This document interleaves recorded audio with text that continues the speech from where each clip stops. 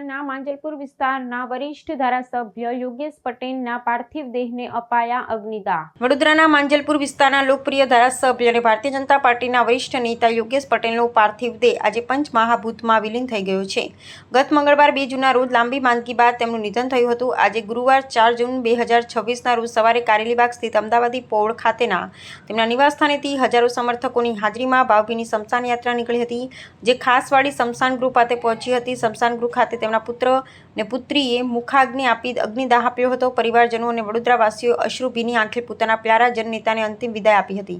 સળંગ 36 વર્ષ સુધી જનપ્રતિનિધિ તરીકે અપ્રતિમ લોકચાહના મેળવનાર યોગેશ પટેલના પાર્થિવ દેહને અંતિમ યાત્રા પૂર્વે સામાન્ય જનતાને અગ્રણીઓના દર્શનાર્થે મૂકવામાં આવ્યો હતો। આ દુઃખદ ઘડીએ ગૃહ રાજ્યમંત્રી હર્ષ સંઘવી સહિત રાજ્ય સરકારના મંત્રીઓ, ધારાસભ્યો તેમજ પક્ષના કોર્પોરેટરો અને રાજકીય પક્ષના વરિષ્ઠ નેતાઓ ઉપસ્થિત રહી સદગતને પુષ્પાંજલિ અર્પણ કરી હતી। વડોદરાના વિકાસમાં અને સંગઠનને મજબૂત કરવામાં તેમનું યોગદાન હંમેશા અવિસ્મરણીય રહેશે તેમ ઉપસ્થિત મહાનુભાવોએ જણાવ્યું હતું। તેમના નિવાસસ્થાનેથી શરૂ થયેલી અંદાજિત 2.4 કિલોમીટર લાંબી અંતિમ યાત્રા જે રૂટ પરથી પસાર થઈ હતી તે સમગ્ર માર્ગ પર શોકાતુર વડોદરાવાસીઓ દ્વારા મોટા શ્રદ્ધાંજલિ બેનરો લગાવી તેમને નમન કરવામાં આવ્યા હતા। પક્ષ વિપક્ષના ભેદભાવ ભૂલી રાજકીય નેતાઓએ જણાવ્યું કે યોગેશ પટેલ સાચા અર્થમાં જમીની સ્તરના નેતા હતા, જેમણે હંમેશા સામાન્ય માણસના પ્રશ્નોને વાંચા આપી હતી। તેમના અવસાનથી ગુજરાતના રાજકારણમાં ક્યારેય ન પૂરાય તેવી મોટી ખોટ પડી છે।